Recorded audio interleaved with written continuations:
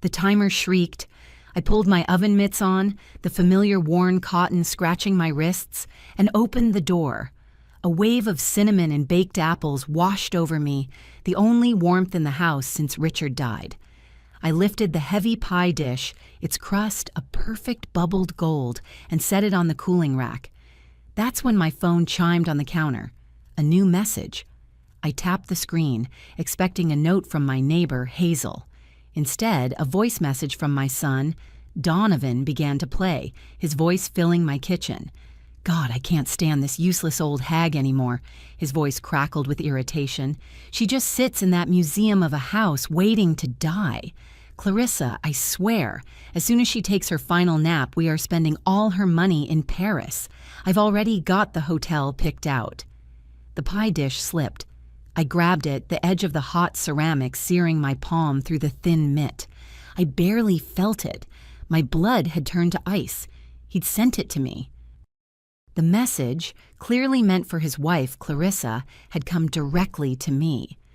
I stood frozen, the smell of apples and cinnamon suddenly sickening. He wasn't just my son, he was my vulture. My hand didn't shake as I picked up the phone. I didn't cry. I simply stared at the garden outside, at the roses Richard had planted, and made one call. "Julius, it's Madeline Thornton." "Madeline! How are you?" "Put the plan into action," I said. The line was silent for a beat. Then Julius Manning's voice, suddenly all business. "Are you certain, Madeline? Once it's done, it's done." "I am watching my husband's roses," I said, my voice flat, "and listening to my son plan a trip to Paris to celebrate my death. Activate it. Now." "Consider it done," he said. "It will all be in motion by morning." If you're watching this video, tell me where you're from or what time it is for you. I hung up and leaned against the counter, the pie steaming in front of me. Donovan's favorite. I had baked it for his visit tomorrow. The useless old hag had spent her morning baking his favorite pie. I thought of Richard, his hands thin and papery in the hospital bed, his voice rough from the chemo, but his eyes still sharp. "Maddie," he'd whispered, pulling me close. "People get stupid around money. They get hungry, even family, especially family." "Don't say that, Richard," I'd whispered back, smoothing his hair. "Donovan and Sylvia love us." "They love us," he'd corrected. "But when it's just you, a widow with a house, that hunger comes out. I've set something up with Julius, a contingency plan, just in case." "In case of what?" "In case," he'd said, his eyes holding mine, "they forget you're a person and start seeing you as a payout." I dismissed it as the paranoia of a dying man, a man who saw threats everywhere. "He was right," I whispered to the empty kitchen. "Richard, you magnificent, cynical bastard, you were right." I'd been a mother for 35 years.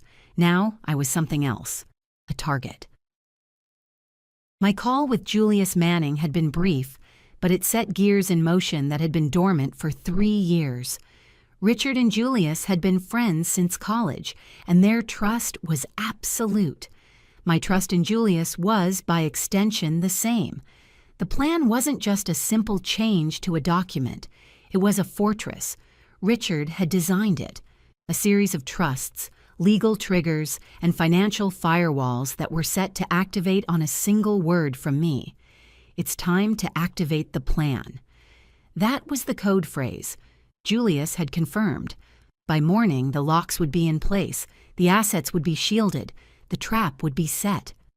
I felt a cold, clean wave of purpose. The grief that had fogged my mind for 3 years evaporated, replaced by a sharp, crystalline anger. I looked at the pie. It was a symbol of my blindness.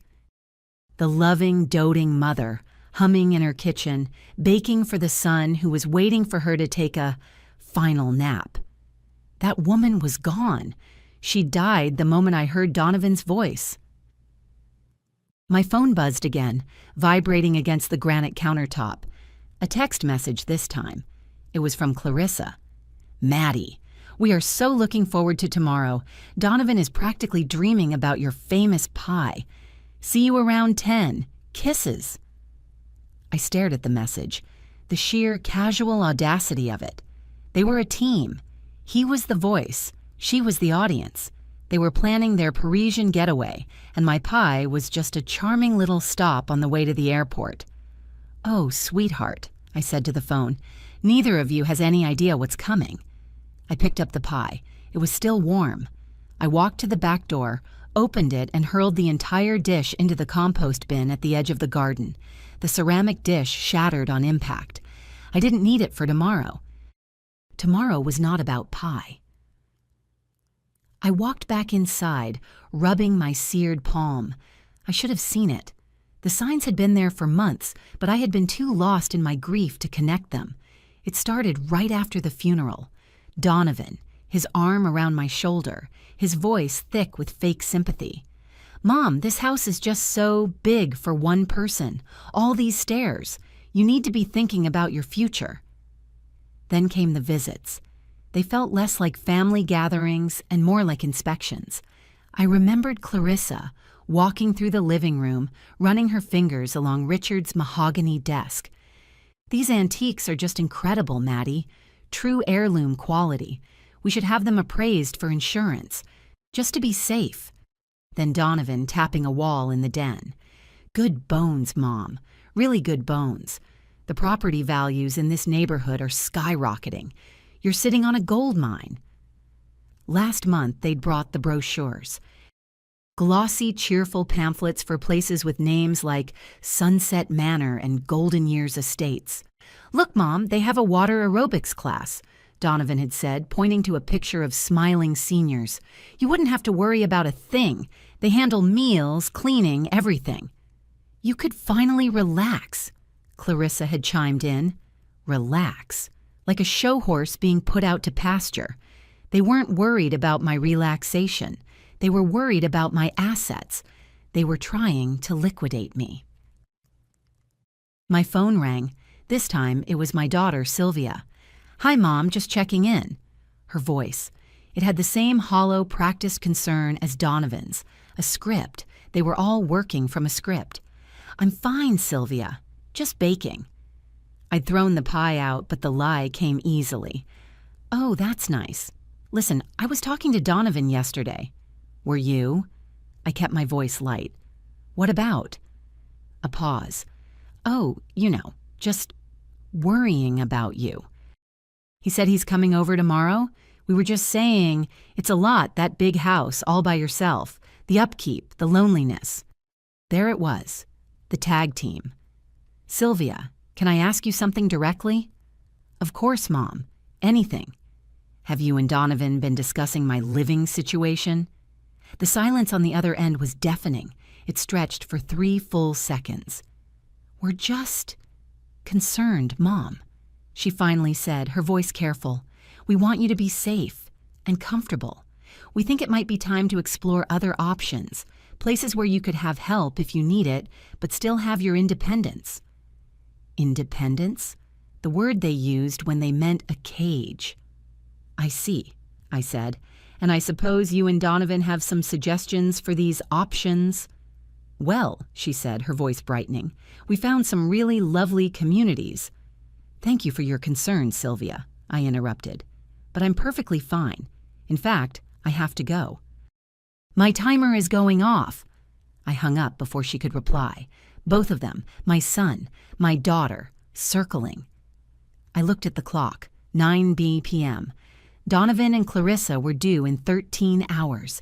It was going to be a very, very long night and a very, very short morning for them. The doorbell rang at 10 o'clock sharp. I opened it. Donovan and Clarissa stood on the porch, their faces arranged in masks of loving concern. Donovan's smile was tight, impatient. Clarissa's was a bright, brittle thing. "Mom!" Donovan wrapped me in a hug that felt like a straitjacket. He smelled of expensive cologne. "You look wonderful." "Madeline, darling." Clarissa pushed a bouquet of grocery store flowers into my hands. "Daisies. We brought these for you. Donovan said you love them." I'm allergic to daisies, Clarissa, I said, not smiling.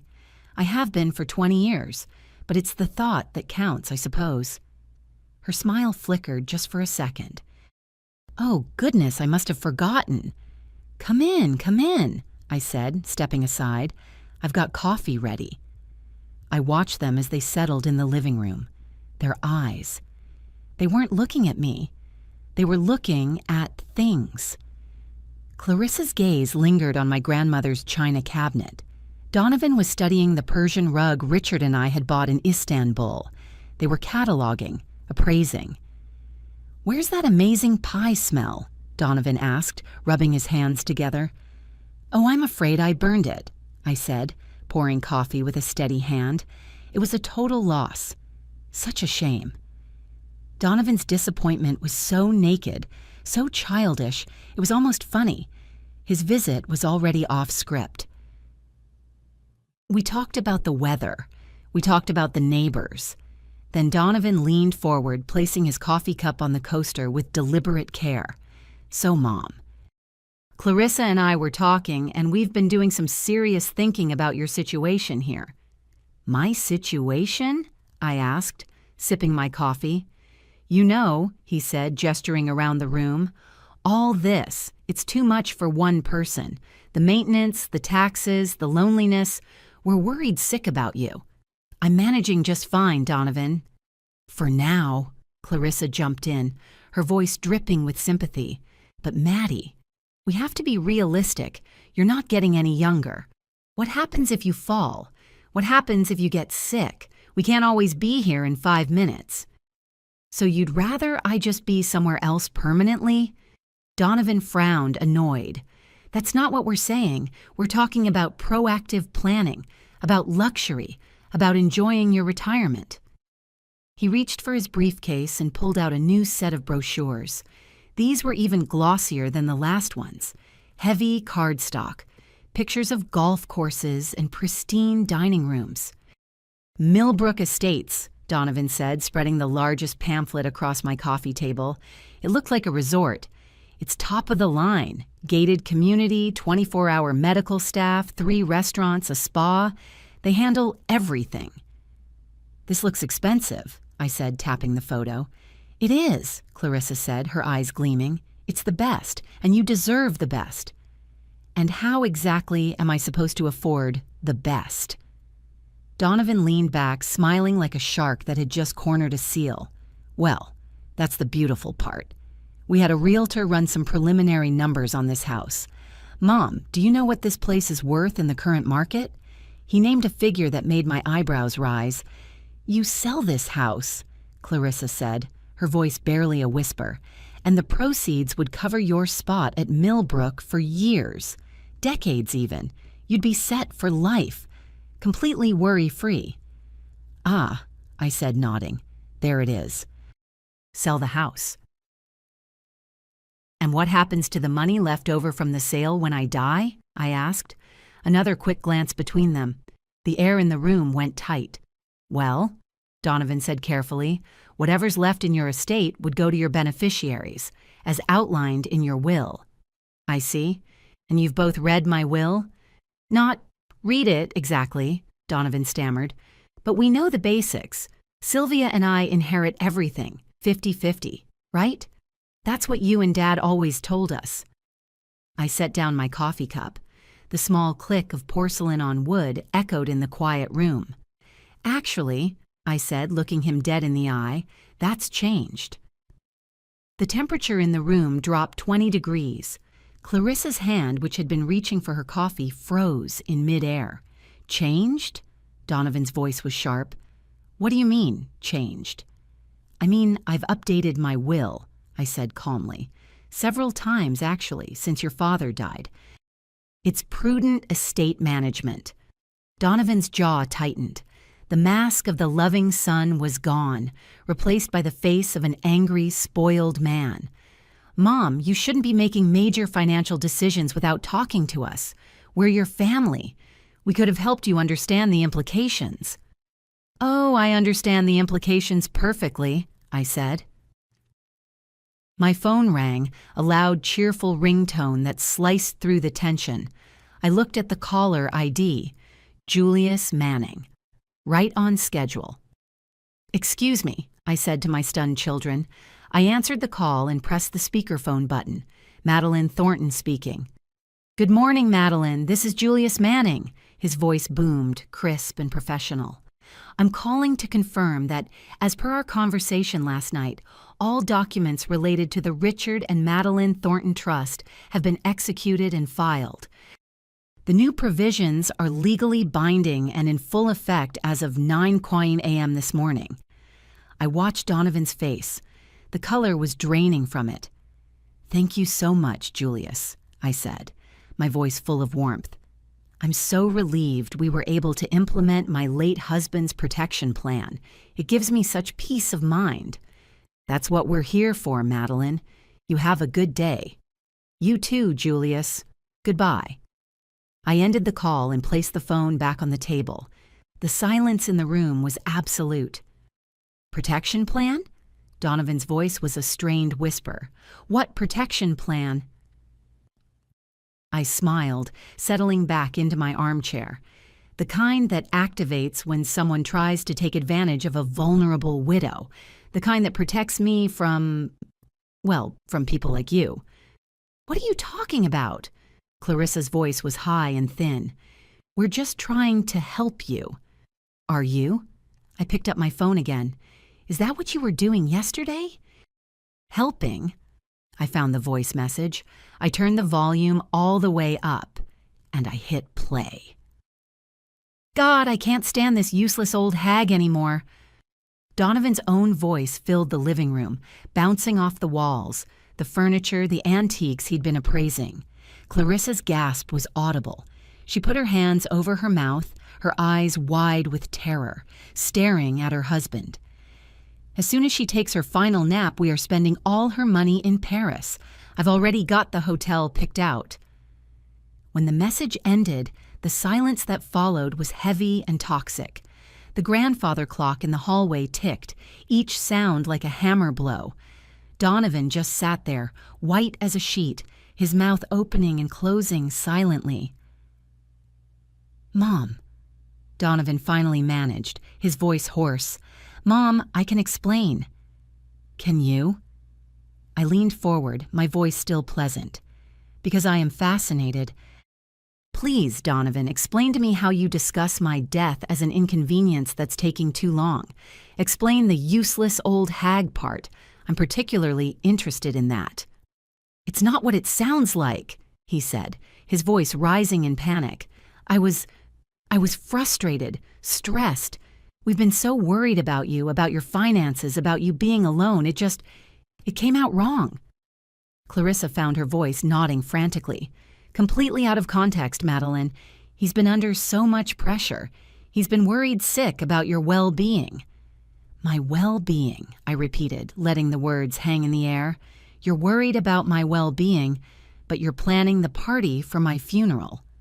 "We're not planning anything," Donovan insisted, his eyes darting to Clarissa. "No, that's a shame," I said, "because the hotel you picked out in Paris sounds lovely." "We haven't booked anything," Clarissa said, her voice shaking. "It was just a dream. A fantasy. Something to talk about for our anniversary, next year." "Your anniversary is in May, Clarissa," I said. "You were talking about a trip for September, next month." "How do you—" she started. I picked up my phone again. "You really should make your Instagram private, dear, or at least don't post pictures of your booking confirmation." I turned the screen toward them. There it was, a screenshot I'd taken last night, a confirmation email for a suite at the Hotel Plaza Athénée, dates September 15th to September 22nd, and Clarissa's caption, posted 3 days ago. "Finally booked the hotel we've been dreaming about. Paris, here we come. Celebration, Demir Paris, new beginnings." Clarissa's face went through 3 distinct shades of red before settling on a sickly pale. Donovan put his head in his hands. "Okay," he mumbled. "Okay, yes, we booked a trip." But it's not what you think. What I think, I interrupted, my voice as cold and sharp as glass, is that you've been planning to celebrate my death. What I think is that you've been pushing me into an expensive nursing home to liquidate my assets and drain my accounts. What I think, I said, standing up, is that I raised a son who sees his mother as an ATM and a daughter-in-law who's holding the receipt tape. That's not fair, Donovan shouted, jumping to his feet. Do you know what it's like? The stress we're under? The mortgage? The economy? We're just trying to plan for our future. My death, I said, is not your financial plan. Fine, he yelled, his face purple. You want honesty? Yes. We're worried about the money. Yes, we were counting on our inheritance. Is that so wrong? We're your family. Dad would have wanted us to be taken care of. Your father, I said, walking to my desk, wanted me to be taken care of. That's why he put the protection plan in place, to protect me. From you. I pulled a thick manila envelope from the drawer, the one Julius had instructed me to have ready. Protected from us? Clarissa whispered, tears now streaming down her face. Real or fake, I couldn't tell, and I didn't care. From your greed, I said. I threw the envelope onto the coffee table. Here it is, the new trust, the new will, the new terms, the ones that became legally binding 1 hour ago. Donovan grabbed the papers, his hands shaking with rage. He ripped the envelope open. Clarissa read over his shoulder, her hand flying to her mouth again. I watched him scan the pages. I watched the fury on his face curdle into disbelief and then into a hollow, sickening dread. His eyes scanned the legal paragraphs faster and faster. Finally, he looked up, his face as gray as ash. This can't be legal, he whispered. Oh, it's perfectly legal, I said cheerfully. Your father and Julius made sure of that. What does it say, Donovan? Read the operative clause aloud, the one under the heading Beneficiary Disqualification. He stared at the page, unable to speak. It says, he whispered, his voice cracking. It says we get nothing. Nothing, Clarissa's voice was a shriek. What do you mean, nothing? Nothing, I confirmed, smiling. The contingency plan your father set up was quite brilliant. It states that if either of my children or their spouses attempts to manipulate, coerce, or unduly influence my living situation or finances, they are immediately and irrevocably disinherited. Manipulate? Donovan's voice was hollow. Pushing me to sell my house, I offered. Filing my living room with brochures for places I don't need. Planning a trip to Paris on my money before I'm even dead. I think that qualifies. So what happens? Clarissa was sobbing now. Where does it all go? It all goes to charity, I said. Every painting, every antique, every penny in every account, the house, all of it. The National Wildlife Federation and Doctors Without Borders are going to be very, very happy. Donovan crumpled. He didn't just sit. He fell back into the armchair, a puppet with his strings cut. Clarissa stood up abruptly.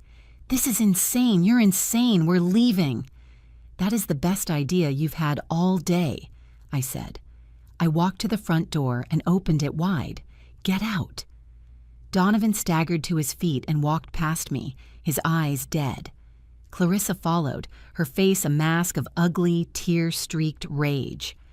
And Clarissa, I called after them as they stumbled down the porch steps, you might want to cancel that hotel. I hear the cancellation fees at the Plaza Athénée are brutal. I shut the door. The silence in the house was wonderful. My phone rang 20 minutes later. Sylvia, right on schedule. Mom, she screamed into the phone. No fake concern this time, just pure, unadulterated rage. David just called me. He's hysterical. He said you've lost your mind. You cut them out. You cut us out. What did you do? I activated your father's protection plan, Sylvia, I said calmly, walking back to the kitchen to make myself a fresh cup of coffee. Protection plan? What are you talking about? You can't do this. We have rights. Actually, you don't. And I'm curious, Sylvia. Did Donovan also tell you about the voice message he accidentally sent me? The one where he calls me a useless old hag and talks about waiting for my final nap? The silence on her end was just as satisfying as Donovan's had been. What voice message? She finally stammered. I played it for her. I held the phone up to the speaker and let her brother's words fill her ear. When it was done, she was quiet for a long time. "Mom," she said, her voice small and shaky, I had no idea. I didn't know he felt that way. That's horrible. Is it? Or is it just what you were both thinking? No. I would never. I was just worried about you. Were you, or were you worried about your finances? Another pause. "Mom, please," she said, her voice breaking. "You have to understand. Tobias and we're in trouble. Deep trouble. The mortgage, the kids' tuition, we're drowning. We were counting on the inheritance, just to stay afloat." There it was. The truth. Not as ugly as Donovan's, perhaps, but just as greedy. "My future inheritance," I said, "was your solution to your present-day debt. You weren't worried about me, Sylvia. You were looking at me like a life raft." "That's not fair." "Fair?" I laughed, a short, bitter sound.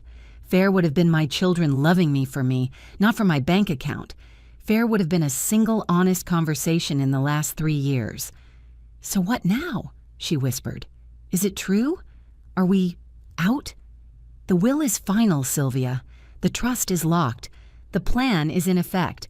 Both of you showed me exactly who you are. I'm just smart enough to finally believe you." I hung up. I stood in my quiet kitchen, the aroma of fresh coffee filling the air. The silence was a balm. I felt light. The heavy, suffocating blanket of grief I'd been carrying was gone, burned away by the clean fire of my anger. I walked to the back door and looked out at the garden. The shattered remains of the pie dish were scattered in the compost bin, the golden crust and apples already attracting wasps. The old Madeline would have been devastated. She would have been crying. She would have been blaming herself, wondering what she did wrong to raise such children. She would have called them back, apologized, and tried to smooth things over. The new Madeleine finished her coffee, rinsed the cup, and placed it in the dishwasher. The old Madeleine was done. The new Madeleine was just getting started, and she was furious. 3 days passed. 3 days of absolute blissful silence. No calls, no text, no passive-aggressive emails. I went to the grocery store. I bought myself a very expensive bottle of wine. I slept through the night for the first time in years. On the 4th night, my phone rang at 2 a.m. My heart hammered. A 2 a.m. call only ever meant death. I fumbled for the phone on my nightstand. The screen lit up. Blocked number. I hesitated, then answered. "Hello? Madeline?" The voice was a terrified whisper. It was Clarissa. "Clarissa, how did you get this number? This is my private line." I found it in Donovan's old files from before. Listen to me." She was crying, a gasping, desperate sound. "You have to be careful. He's out of control. He's not just angry, Maddie. He's unhinged." "What are you talking about? He's angry he got cut out of the will. I can handle Donovan's temper." "No," she shrieked, then lowered her voice to a frantic whisper again. "You don't understand. The debt. It's not just a mortgage. It's bad. He owes people. Dangerous people. He was counting on your house to fix it. He's talking crazy. He says you stole from him." A chill went down my spine that had nothing to do with the late hour. "What does this have to do with me, Clarissa?" "It's worse than the will, Madeline," she sobbed. "It's worse than the house. You need to ask Julius. Ask him about insurance. He took out insurance.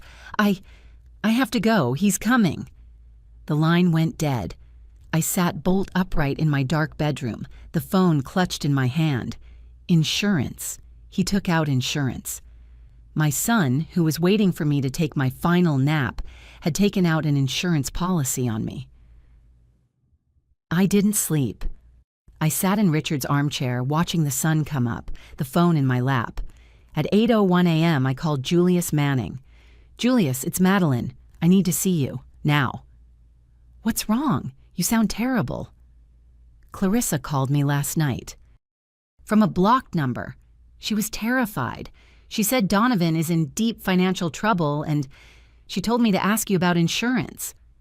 The silence on Julius's end was different this time. It wasn't professional. It was heavy.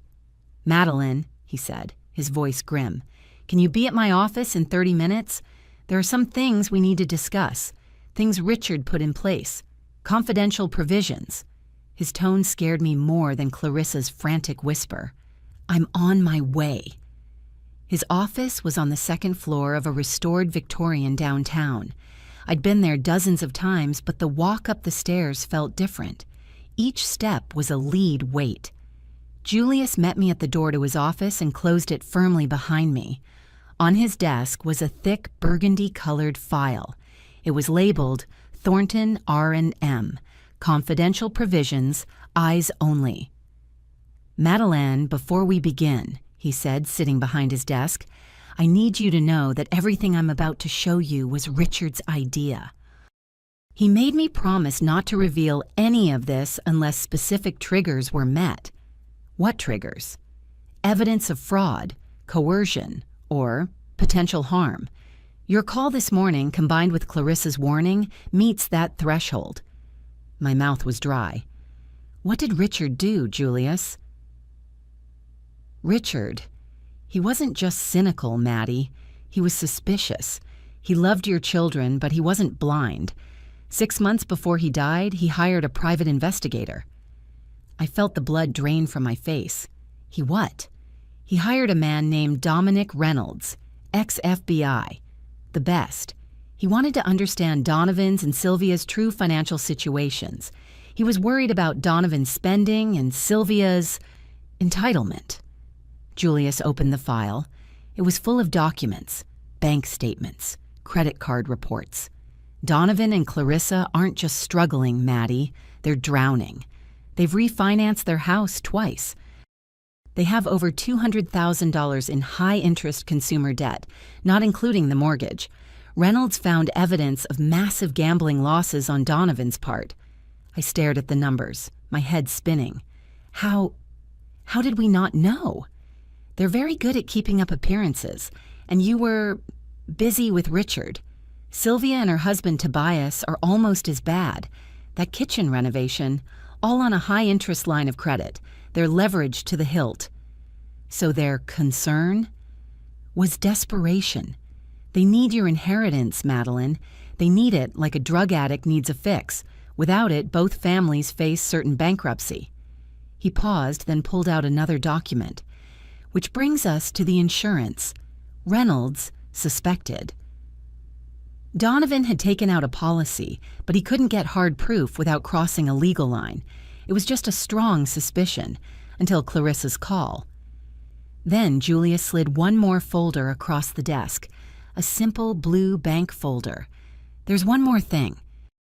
Richard's final protection for you. He called it your safety net." He opened it.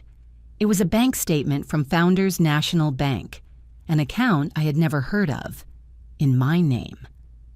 Richard spent the last 10 years of his life moving small amounts of money, legally, into this account, investing it, shielding it. It was your escape plan in case of this. He turned the statement around for me to see the balance. My hand flew to my mouth. "Julius, is that?" $3.2 million, he said quietly, completely separate from the estate, completely shielded from the trust, completely and totally yours. Your children have no idea it exists. I stared at the number, tears blurring my vision. Richard, my magnificent, paranoid, wonderful husband. He had left me a fortress. and now he'd left me an arsenal. I looked up from the bank statement, the tears drying on my face. The shock was gone, replaced by that same cold, clear anger from 3 nights ago. "This investigator," I said. "Dominic Reynolds. Is he still in business?" "Yes, he's the best, and the most discreet." "Get him on the phone. I want to hire him. I'm not living on suspicions anymore. Clarissa's call was a warning. I want proof. I want to know exactly what my son has done." "He's expensive, Maddie." "I can afford him," I said, tapping the bank statement. "Get him. Tell him I want everything. The insurance policy, the proof, everything. I want to know exactly what kind of snakes I'm dealing with." Julia smiled, the first real smile I'd seen. "I'll call him right now. I think you and Mr. Reynolds are going to get along splendidly." I left Julius's office and walked out into the bright sunshine, a $3.2 million secret in my purse. I was no longer a grieving widow. I was a client. I was a hunter. Dominic Reynolds was nothing like I expected. He wasn't a grizzled man in a trench coat. He was sharp, young, and wore a well-tailored suit. He looked more like a tech CEO than a private investigator. He met me 2 days later in a private room at a quiet restaurant. He didn't waste time on pleasantries. He slid a small encrypted USB drive across the table. "It's all on there, Mrs. Thornton," he said, his voice low and precise. "Your son wasn't very subtle. The debt you mentioned, it's not just gambling. He owes a loan shark associated with the Irish mob. They gave him a deadline. He was desperate." "The insurance," I said, my voice tight. "He took it out 3 months ago, a $2 million term life policy. He forged your signature on the health questionnaire." $2 million. It gets worse. The policy has a double indemnity clause. It pays out $4 million in the event of an accidental death. Accidental death. A fall down the stairs in my too-big house. A lonely widow who had a tragic accident. "He did it online," Reynolds continued, "but he had to meet with an agent to finalize it, and he brought an accomplice. Your daughter, Sylvia, was with him when he signed the final papers. We have photos." My stomach twisted. Sylvia, my daughter. "There's more," he said. He tapped the drive. "Emails, encrypted, but I have my ways. Between Donovan, Sylvia, and her husband, Tobias. They were planning to have you declared incompetent. They'd already consulted a lawyer. They were building a case that you were confused, forgetful, and a danger to yourself. Sylvia was, and I quote, gathering evidence of your mental decline. The brochures, the fake concern, the questions about my situation. It was all a performance, a coordinated attack. "Thank you, Mr. Reynolds," I said, my voice shaking slightly. I picked up the USB drive. It felt heavier than a brick. This is everything I needed." "Mrs. Thornton," he said, his eyes meeting mine, "these people are not just greedy. They are desperate. And desperate people are dangerous. Be careful." I went home. I made a cup of tea, but my hands were shaking so badly I could barely hold the cup. Accidental death. Incompetent. $4 million. I sat in my office, the small USB drive in my hand. This was the proof. This was the weapon. Tomorrow I would take this to Julius, and we would decide the next step. I slipped the drive into my desk drawer, beneath a stack of old stationery. I was so naive. I must have dozed off in the armchair because I woke up to the sound of shattering glass. My heart exploded in my chest. I sat bolt upright. The sound had come from downstairs, from my office. I grabbed the heavy brass lamp from my nightstand, my only weapon. I crept down the hallway, my bare feet silent on the carpet. Another crash. This time, the sound of my desk drawer being splintered. I rounded the corner to the office. The window was shattered, glass glittering on the floor. And a figure, dressed in black, was tearing my desk apart. Drawers were on the floor, papers scattered everywhere. "Get out!" I screamed, raising the lamp. The figure froze. He turned. He was wearing a ski mask, but he was tall, built like Donovan. He saw me. He saw the lamp. He didn't move toward me. He just scanned the wreckage he'd made. He saw the stationery drawer on the floor, empty. He must have found it. He looked at me, then bolted for the broken window. He scrambled out, cutting himself on the glass, and disappeared into the night. I stood there, shaking, my heart hammering so loud I thought it would break a rib. I ran to the desk. The stationery was everywhere. The USB drive was gone. He knew. He knew I had it, and he'd come for it. The advantage was gone. The police came. They took a report. They dusted for prints, but they were skeptical. "Probably just some kids looking for cash, ma'am," the officer said. "You're lucky they just made a mess." I didn't tell them what was stolen. How could I? "He stole a USB drive, officer, that had proof my son is trying to have me murdered for insurance money." They would have sent me to the psych ward. I called Julius. He was furious. "He's escalating, Maddie. This is a clear escalation. He's panicking." "He has the proof, Julius. What do we do now?" "We wait," he said. "He thinks. He has the only copy. He's going to get cocky." He was right. My doorbell rang at 7:08 a.m. the next morning. I looked through the peephole. It was Donovan. He looked terrible. He hadn't slept. His eyes were bloodshot, and he had a fresh, angry cut on his forearm from the broken glass. I opened the door. "Mom," he said, his voice thick with what he probably thought sounded like remorse. "We need to talk." I just stared at him, at the cut on his arm. I've been up all night," he said, running a hand through his messy hair, "thinking about what you said. About the will, about everything." "Would you like to come in?" I asked, my voice polite. He followed me to the kitchen. He sat at the table where I'd fed him breakfast for 18 years. "Mom, I want to apologize," he said, looking at his hands. "Really, truly apologize. That voice message, hearing you play it, it made me sick. I'm ashamed." I poured him a cup of coffee. "Go on. Claire and I, we're in trouble. Financial trouble. I've made some bad investments. We got in over our heads." He was probing, fishing, trying to see if I knew how bad. "We saw the inheritance as a lifeline," he continued. "We convinced ourselves we were worried about you, but really, we were just worried about us. And I'm so sorry, Mom. I know I can't take back what I said, but I want to try. I want to make this right." He looked up at me, his eyes full of fake tears. It was a performance. He was checking to see if I had any other copies, if I was still a threat. "How do you propose to do that, Donovan?" "I don't know," he whispered. "I was hoping you could tell me." I studied his face. The exhaustion was real. The cut was real. But the regret was a complete fabrication. He was a cornered animal, and he was terrified. "Trust is hard to rebuild, Donovan," I said, playing along. "So that's it? I'm out of your life forever? Because of one horrible, stupid mistake?" "One mistake that you came and stole from my desk last night," I thought. But I said, "I don't know. Maybe. Ask me again in a year. A year of you proving that you value me more than my bank account." His shoulders sagged. It wasn't the answer he wanted. He wanted immediate forgiveness. He wanted to know the threat was gone.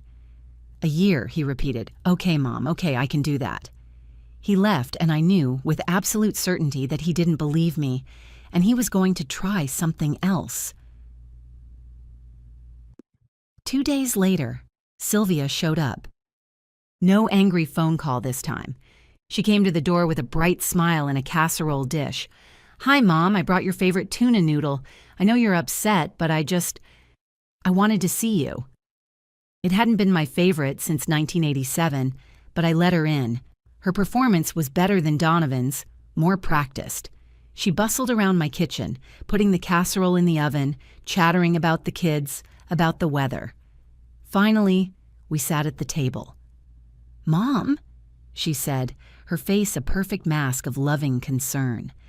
I've been doing a lot of thinking, and you were right. Donovan was wrong. We were wrong. We've been so focused on your future, on the inheritance, that we forgot about your present.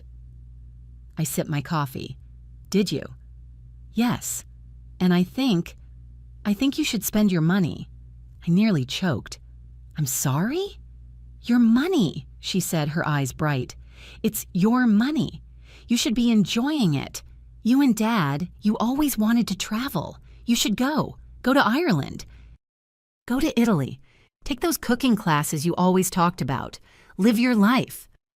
I stared at her. This was a new tactic, a much, much smarter one. That's a remarkable change of opinion, I said.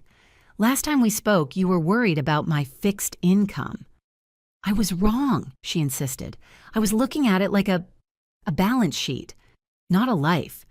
You should spend every single penny on yourself. Have fun. You deserve it. I leaned back in my chair. The new strategy clicked into place, cold and perfect. Donovan had stolen the evidence. They thought the insurance plot was safe. But the will was still a problem, the will that gave everything to charity. Unless...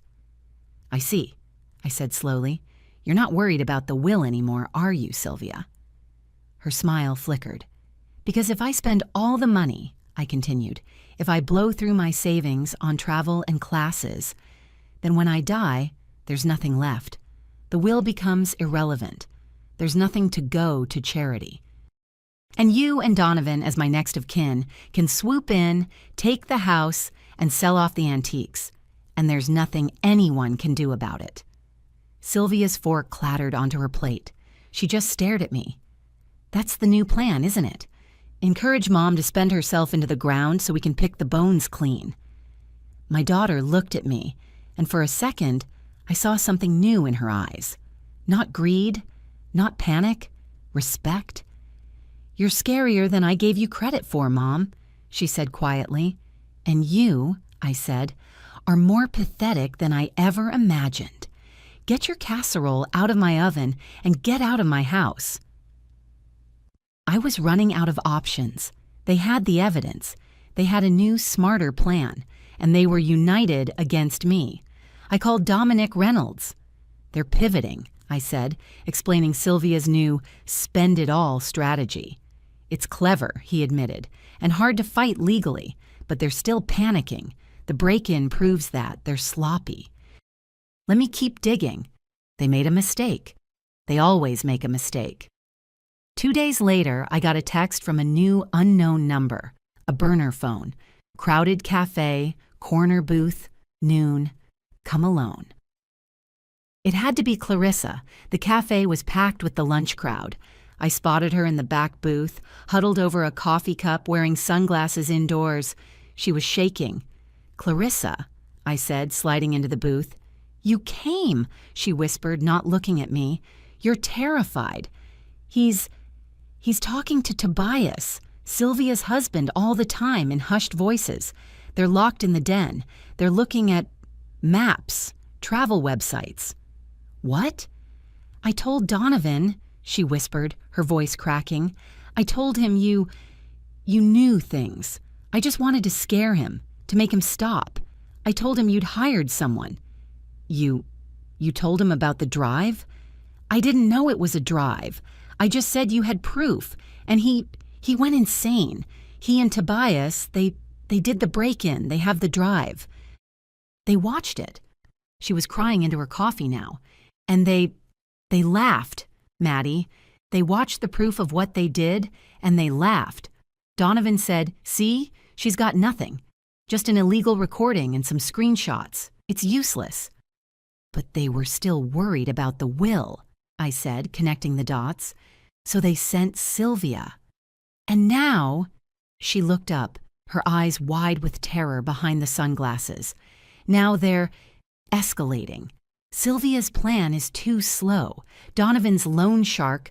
The deadline is in 2 weeks. They need money, now. What are they planning, Clarissa? They're not just waiting for you to die anymore, Madeline, she sobbed. They're talking about your trip. the one Sylvia suggested. They were looking up flights to Ireland. Tobias. Tobias was searching for accidental falls and tourist accidents abroad. Maddie, they're not going to wait. They're going to make it happen. I walked out of that cafe into the bright sunlight, my blood feeling like a river of ice. They weren't just trying to disinherit me or steal from me. They were actively plotting my murder. I went straight to Julius's office. Dominic Reynolds met me there. I told them everything. The break-in, Sylvia's new plan, Clarissa's warning, the Ireland trip. Julius, for the first time in our 30-year friendship, looked truly furious. "They're monsters. They're stupid monsters," Dominic said, his voice cold and analytical. "They stole the copy, Maddie.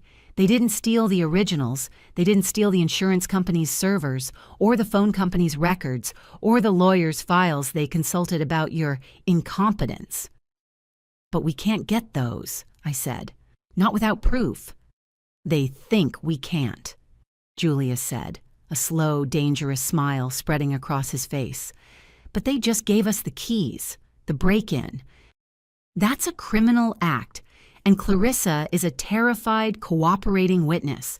We have enough to open a new, much more aggressive front." "What are you planning?" "We're done being defensive," Julius said, picking up his phone. "We're going to sue them. A civil suit. Harassment, breaking and entering, conspiracy, intentional infliction of emotional distress. We're going to sue them for everything they don't have." "How does that help?" I asked. Dominic leaned forward. "A lawsuit," he said, "gives us the power of discovery. It gives us the legal right to subpoena every single record we need. The insurance application from the company's head office, Donovan's and Sylvia's phone records, Tobias's internet search history, the files from the lawyer they tried to hire. We'll get it all back. Legally. And in the meantime," Julius added, "I'm going to schedule a family meeting. I'll tell them I'm authorized to discuss a potential settlement of the will. They'll be desperate. They'll think you're caving." "It's not a meeting," Dominic said. "It's a formal deposition, and they'll be walking right into our trap." The family meeting was set for 2 days later. Donovan, Clarissa, Sylvia, and Tobias arrived at Julius's conference room, and they brought a lawyer with them, a slick-looking man named Patterson. They looked smug, confident. They thought I was crawling back. They thought they had won. Donovan even had the audacity to wink at me as he sat down.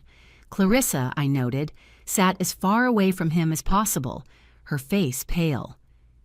"Thank you all for coming," Julius said, sitting at the head of the table.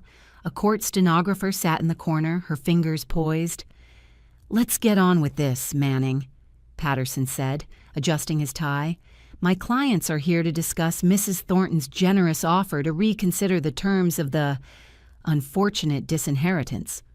"Oh, there's no offer, Mr. Patterson," Julius said, smiling. "And this isn't a meeting. It's a deposition. In the matter of Thornton v. Thornton et al. I believe you were served this morning." Patterson's smug look vanished. "This is an outrage, an ambush." "It's discovery," Julius said, his voice like steel. "And we'll start with you, Mr. Thornton." He nodded to me. I sat at the other end of the table, silent, watching. "Mr. Thornton," Julius began, "can you please state for the record why you took out a $2 million life insurance policy on your mother?" The silence was absolute. Donovan's face went white. Sylvia gasped. Even Tobias looked stunned. Patterson was shuffling papers, looking furious. I don't know what you're talking about," Donovan stammered. "Objection," Patterson snapped. "My client doesn't have to answer that." "Oh, he doesn't have to answer," Julius said, his voice dangerously pleasant, "because I already have the proof." He slid a thick bound document across the table. "This isn't an accusation, Mr. Patterson. It's Exhibit A, a certified court-ordered subpoenaed copy of the full application for policy number 7749382 from the head office of Transamerica Life. Beneficiary, Donovan Michael Thornton. Payout $2 million, with a $4 million rider for accidental death. Donovan looked like he'd been punched.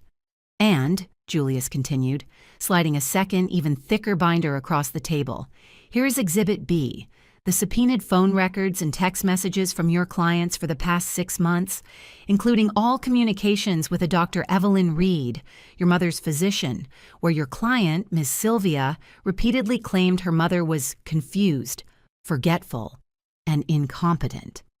Sylvia let out a small, strangled sound.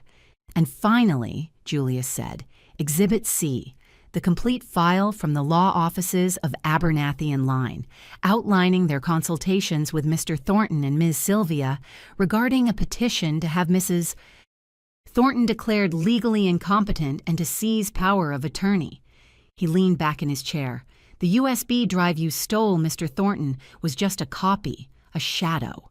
This is the real thing, and it is all 100% admissible in court. Patterson, the slick lawyer, stood up.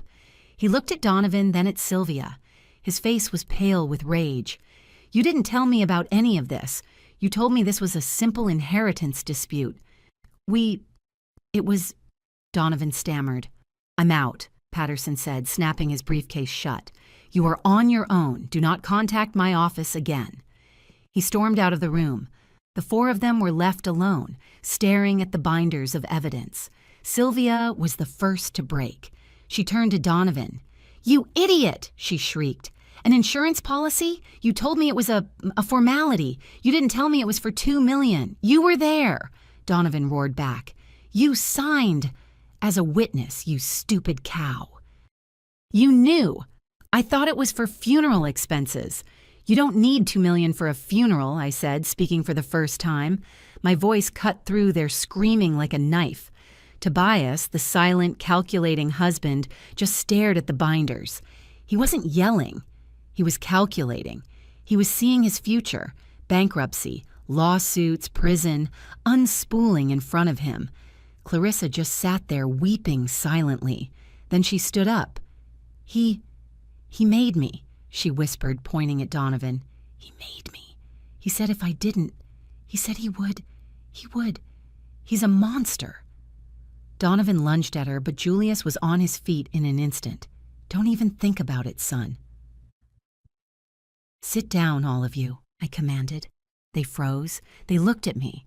The useless old hag was gone. The woman at the head of the table was someone they didn't know. You've been fighting, I said, my voice calm, over an estate you thought was worth a few million, my house, my investments. You were willing to commit fraud, to steal, to plot. For that. I paused. Julius, show them the last file. Julius slid the blue Founders National folder onto the table. This is a private account in Mrs. Thornton's name alone, established by her late husband. You will not find it in any estate planning. Donovan, his eyes wide, grabbed the statement. He looked at the balance, $3.2 million. His face contorted. It wasn't relief. It wasn't joy. It was a new, more profound and utterly sickening wave of greed. You've had this? Sylvia whispered, her voice trembling. This whole time. You've had $3 million and I've had a safety net, I said. One your father built to protect me from you. The inheritance you were fighting over. It was a test you all failed spectacularly. Mom, Donovan started, his voice suddenly pleading. The anger was gone, replaced by a desperate, fawning need. Mom, we can fix this. We made a mistake. A terrible mistake. We? I stood up. No. You made a choice, all of you. You chose greed. You chose betrayal. And now you get the consequences. What? What happens now? Tobias asked, his voice flat. Now, I said, you leave. You will sign a legal agreement right now to never contact me again. No calls, no letters, no visits. In exchange, I will consider not pressing criminal charges for the insurance fraud. And if we don't, Donovan snarled, Then I will, Dominic Reynolds said, stepping into the room from the doorway where he'd been listening. He held up his phone. And the police will be very interested in this recording of your deposition and Clarissa's testimony and the loan shark you owe $200,000 to. Donovan collapsed back into his chair. I will give you 5 years, I said. 5 years of absolute silence. No contact about money, inheritance, or anything else. If you can manage that, maybe we can talk. But as of now, you are no longer my children. You are just a failed investment. They signed the papers in silence. 3 months passed. I booked my trip to Ireland. I enrolled in the Italian cooking classes. I began to breathe. The house was just a house again, not a prize. The civil suit was settled. They signed everything, desperate to avoid the criminal charges. Their bankruptcies were filed. Donovan and Clarissa lost their house. Sylvia and Tobias were next. I thought it was over. Then Dominic Reynolds showed up at my door unannounced. He looked grim. Madeline, he said, no preamble. We have a problem, a big one. He opened his laptop. I kept the wiretaps active. I had a feeling. They're communicating through a third party. Tobias's brother. They're desperate. The bankruptcies didn't clear Donovan's gambling debts. The loan sharks are still after him. What are they planning? He showed me the screen. Text messages. Encrypted, but he'd broken them. Donovan. She's really going. The Ireland trip is booked. She's traveling alone. Tobias. This is our only chance. The 3.T to matters. That's not in the trust. That's not in the settlement. It's free and clear. If she dies, it goes to next of kin. That's U.S. Sylvia. How? We can't get near her. Tobias. We don't have to. A solo traveler, an accidental fall from a cliff. It's a tragedy. It happens every day. I've been researching. It's clean. Donovan. I'm in. We solve all our problems. Permanently. I stared at the screen. They knew about the $3.2 million.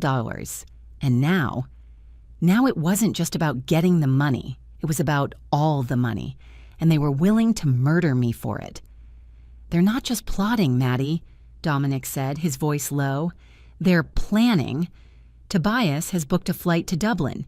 It lands 2 days after yours. He's going to follow me? I whispered, my hands cold. He's going to kill you, Dominic said bluntly, and make it look like an accident. Your children are conspiring to have you murdered. Before I could even process the horror, my doorbell rang. I froze. Dominic looked at the security camera feed on his phone. It's Sylvia, he said, and Tobias. They're on your porch. My blood ran cold. They're here? But the agreement is toilet paper to them, Dominic said. He was already dialing his phone. This is Reynolds, code 0. Backup requested, 1140 Highland Drive. Suspects are on site. Yes, now. He muted the phone. They're here to, what? Reassure you? Distract you? Or worse? The doorbell rang again, more insistent this time. What do I do? You let them in, Dominic said, moving toward the kitchen, out of sight but able to hear. You act normal. Scared, maybe. Let them talk. The team is 5 minutes out. Just keep them talking. I walked to the door, my legs feeling like cement. I opened it. Sylvia and Tobias stood there. Their smiles were gone. Their faces were cold, hard masks. Mom, Sylvia said, we need to talk. Sylvia, you're not supposed to be here. You signed the agreement. We're not contacting you about money, Tobias said, his voice a smooth, oily calm I'd never heard before. He pushed the door open, forcing me to step back. We just missed you. They walked past me into my living room. They saw Dominic's laptop on the coffee table. Who's this? Sylvia asked, her voice sharp. A friend, I stammered. Tobias studied the laptop. He looked around the room, his eyes calculating. A friend? Or the PI? The one who's been tapping our phones? I didn't answer. It doesn't matter, Sylvia said. She walked over to me. The mask of the loving daughter was completely gone. Her eyes were as dead as a shark's. "We know you're angry, Mom, but cutting us out? It wasn't fair." "Fair? We're your children," Tobias added, stepping closer. "And we deserve something. After all these years, after everything. We deserve security." "Security?" I repeated. "You mean my death?" Tobias laughed, a short, ugly sound. "Well, this is interesting. You do know. You know about the insurance. You know about everything." "I do," I said, my voice shaking but my anger rising. "And what you don't seem to understand, Mom," Sylvia said, taking another step toward me, "is that we're not asking anymore. We're telling. You're going to fix this. You're going to undo the will. You're going to give us that money." "Or what?" I said, backing away. "Or," Tobias said, "accidents happen, even to people who don't travel." He was threatening me, right here, in my own home. That's when we heard the sirens, faint but growing closer. Sylvia's head snapped toward the window, her face, so cold and confident, crumpled into panic. "Cops? You called the cops?" Dominic Reynolds stepped out from the kitchen, his phone in his hand, off mute. The dispatcher's voice could be heard on the other end. "Actually, Mrs. Thornton didn't have to," Dominic said. "You've been confessing to conspiracy to commit murder on a live police wire. Thank you for that." Tobias's face went purple with rage. He lunged, not at me, but at Dominic. "You bastard!" Dominic, the ex-FBI agent, moved faster than I thought possible. He sidestepped the lunge, grabbed Tobias's arm, and used his momentum to slam him face first into the wall. The sound of impact echoed through the room. Sylvia screamed. 2 police officers burst through the front door, guns drawn. "Police! Don't move!" Tobias was groaning on the floor, his hands already being cuffed by Dominic. Sylvia just stood there, her hands fluttering to her mouth, her eyes wide with disbelief. "Her," I said, pointing at my daughter. My hand was steady. "She's in on it. She and her brother. They've been plotting my murder." "Mom!" Sylvia shrieked, tears of terror now. "No, you can't do this to me. We're family." I looked into my daughter's eyes, and I saw a stranger, a greedy, pathetic, dangerous stranger. "No, Sylvia," I said, as the second officer cuffed her hands behind her back. "Family doesn't plot murder for money. You stopped being family a long time ago." They led her out, bawling and protesting. They led Tobias out, silent and murderous. Dominic handed the officers his laptop and a file. "It's all in there," he said. "The texts, the recordings, the travel plans. Donovan Thornton is the third conspirator. You'll find him at his apartment." The lead detective looked at me. "Mrs. Thornton, you're very lucky. Your husband, he was smart enough to protect you, even from the grave." "Yes," I said, looking around my living room, which finally felt safe. Richard always was 3 steps ahead. 6 months later, I was sitting in a cafe in Dublin. The air was soft and the street outside was bustling with life. I'd finished my cooking classes in Italy and had just spent a week driving the Irish coast. My phone buzzed. A message from an unknown number. It was from Donovan, from prison. "Mom, I'm sorry for everything. I know I don't deserve it, but I hope someday you can forgive me." I stared at the message for a long time. I thought about the fear, the betrayal, the cold-blooded plotting. I thought about the useless old hag and the final nap. Some bridges, once burned, should never be rebuilt. They're not bridges. They're traps. I deleted the message without responding. I sealed the postcard I was writing to my neighbor, Hazel. I described the beauty of the cliffs of Moher and my plans to see Scotland next. Losing my children, the people they had become, had been the most terrifying experience of my life. But in the end, it had also been the most liberating. For the first time, I was completely free. Free from their expectations, their manipulations, and their greed. I was free to be myself. And that, I decided, Sipping my coffee as the Irish music played was worth more than any inheritance. If this story resonated with you, leave a like and consider subscribing. You can also drop any comment below, even just one word. Maybe tell me where you're watching from or what time it is right now. Sometimes one word is enough to say you were here.